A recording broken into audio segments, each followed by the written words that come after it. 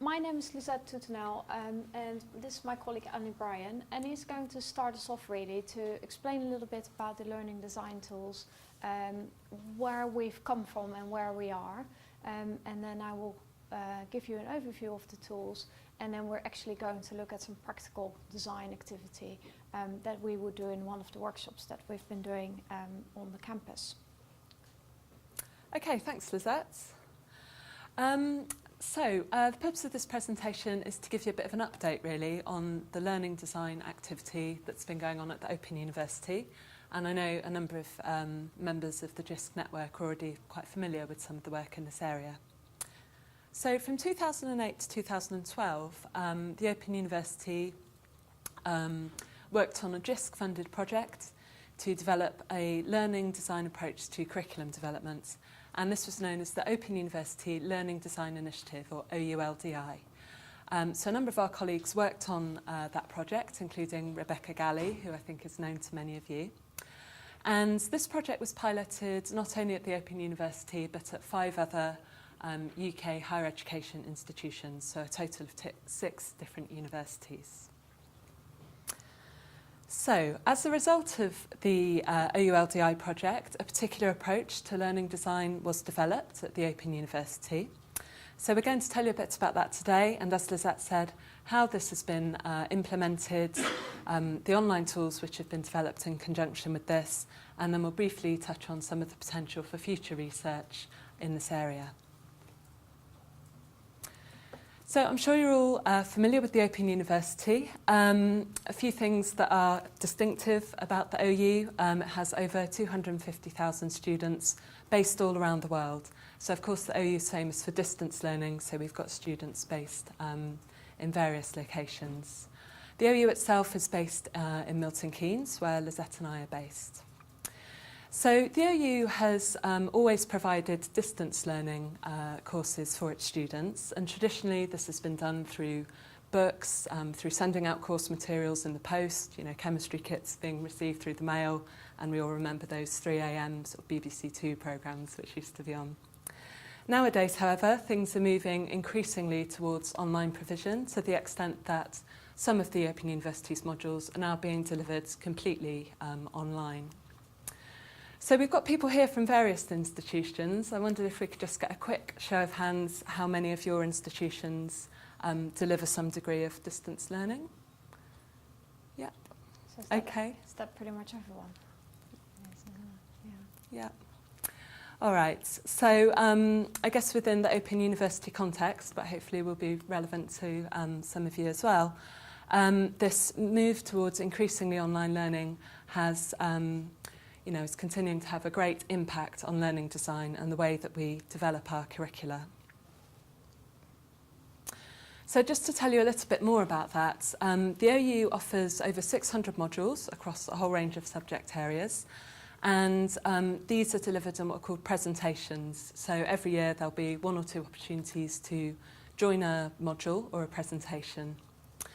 Now, an important thing to note is that the people who actually write the courses, create the content, are based at Milton Keynes, so there's a team of central academics, but they are not the people who deliver the courses.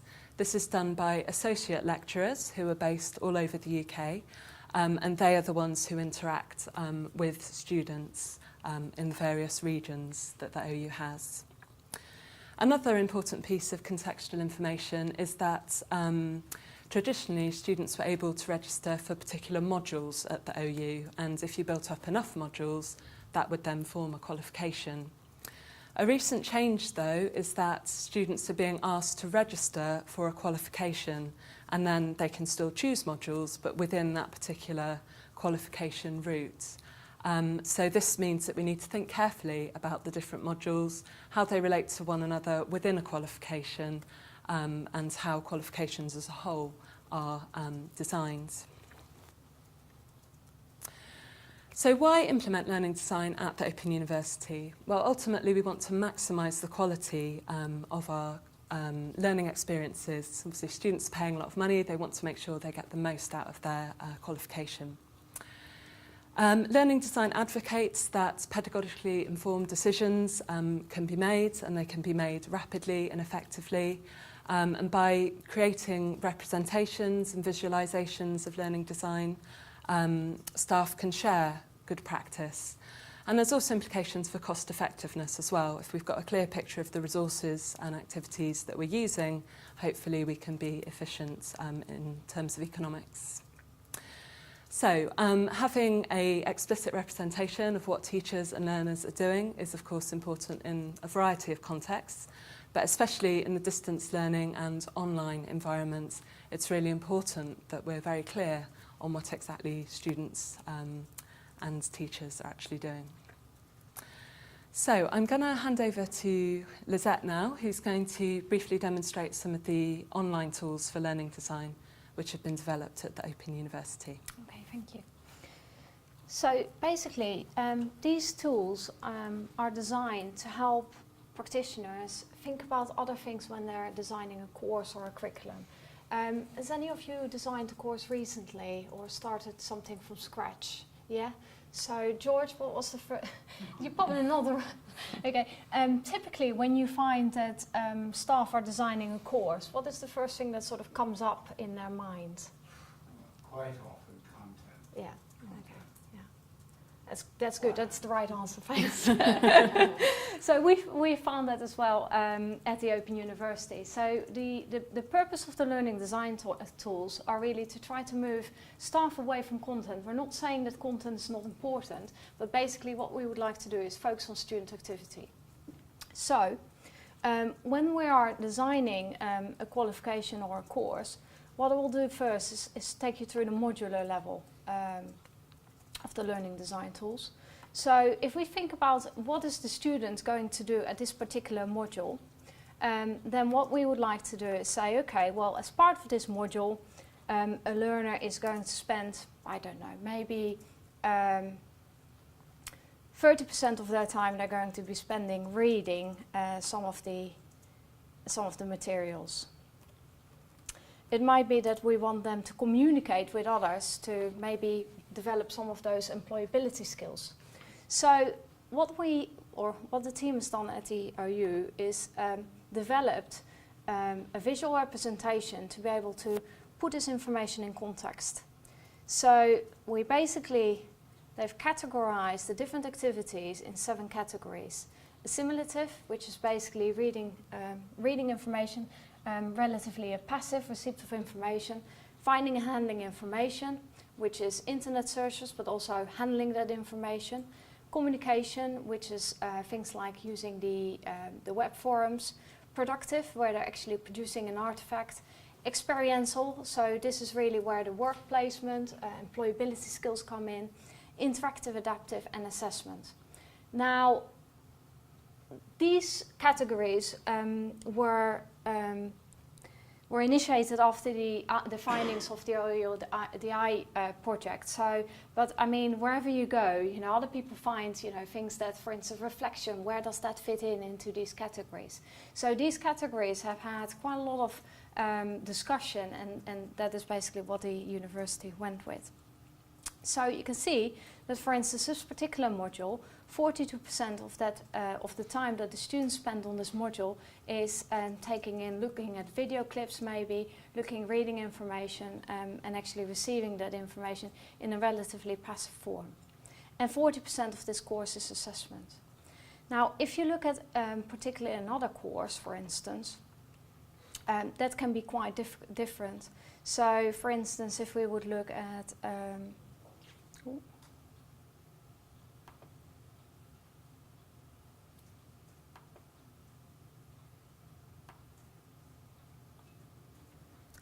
another course, you can see that actually 30% of the time they're going to be spending using communication.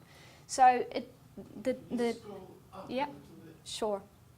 See the categories at the top of the columns in there? Yeah. So it's assimilation, the second category is finding and handling information. Yeah, the cards relate to those. Experience. Yeah. We'll That's spend right. a bit more time on the On categories, the categories a bit shortly. later. Yeah. So basically, very quickly you'll be able to see that actually it allows the university to compare modules and to compare the student activity between those modules quite rapidly.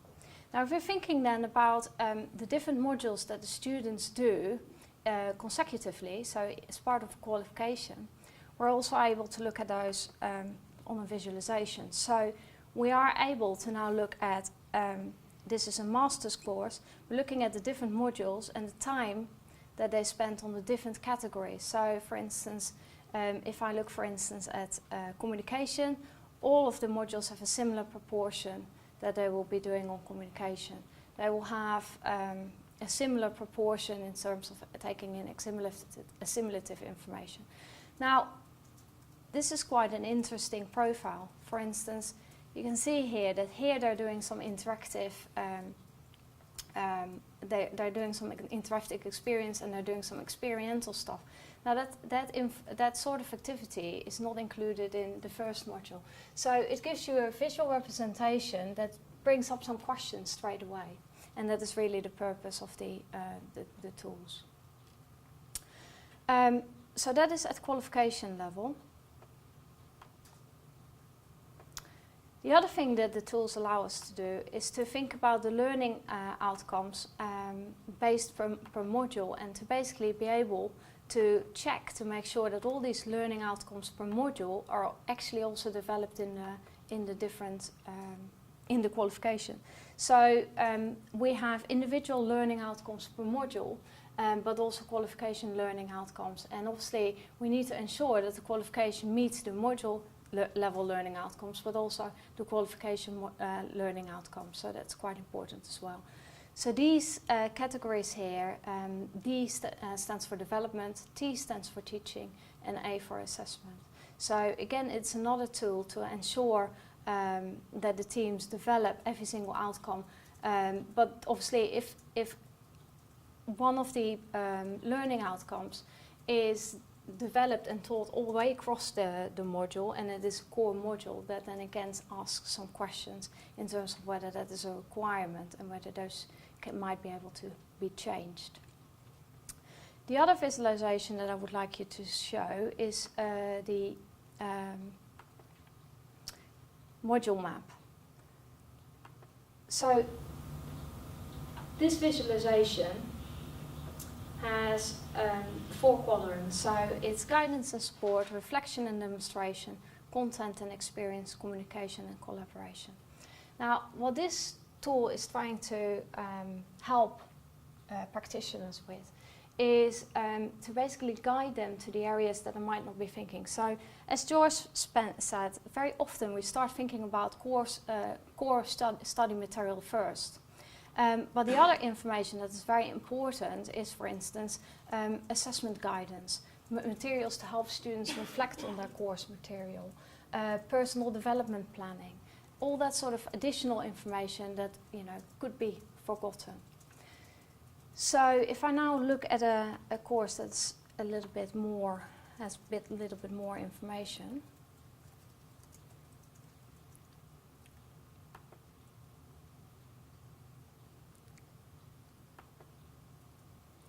You can see here that actually there's quite a lot of information here, and there's different icons.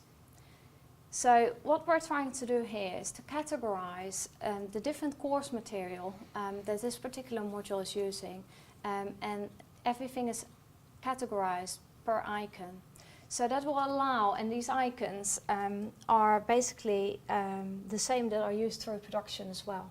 So colleagues that are picking up this module, once it has been designed, are very easily able to think, okay, well, that's a movie. So we have 5 movies that we need to produce in a particular period of time.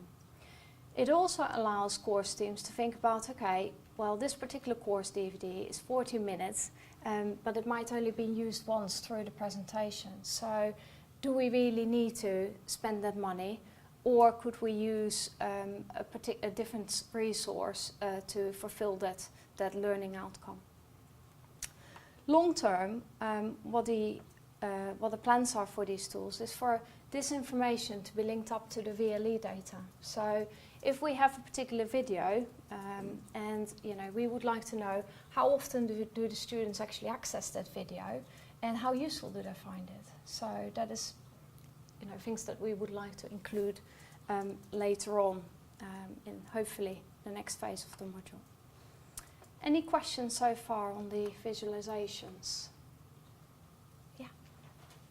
What is this system exactly that you're showing us? Okay, it's the learning design tools that were developed by the Open University to visualize learning design.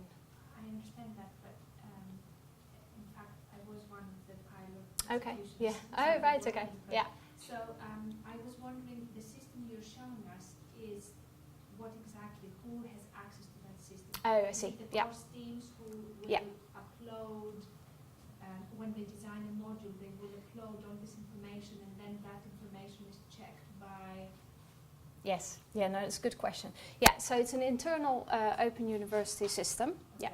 And it is indeed for everyone that is involved in the learning design for a course. So it could well be, and it tends to be different teams of people all the way through course production. So initially it might only be a couple of people, so the module chair, depending on how big the module team is, and then it will be passed on to other people to actually produce the course material. So yeah, does that make sense? Yeah. Okay. One thing that I would like to say though is that we are thinking about possibly making these tools available, to other institutions. So it might be made available. Yeah. So we'll let you. Yeah. Sorry. I wonder what it looks like is that when it's new, Yes. when you go in and you haven't already designed the course, what does the interface look like? Oh, okay, yeah. So if you go in without actually looking at the course, so if you go in on the home page, you will come in here. So you can either create a new qualification or you could create a new module.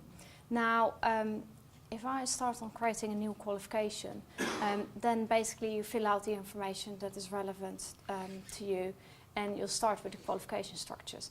At the Open University, because as Annie outlined, we tend to work the other way around. We tend to work from a module basis first, rather than, I know that's very different to everyone else, but we tend to work on producing a module first and then linking that to a qualification. Are your Yeah. modules still quite big, 60 credits? There's, yes, there's 3 types of modules. Well, actually, it depends how you see it, really.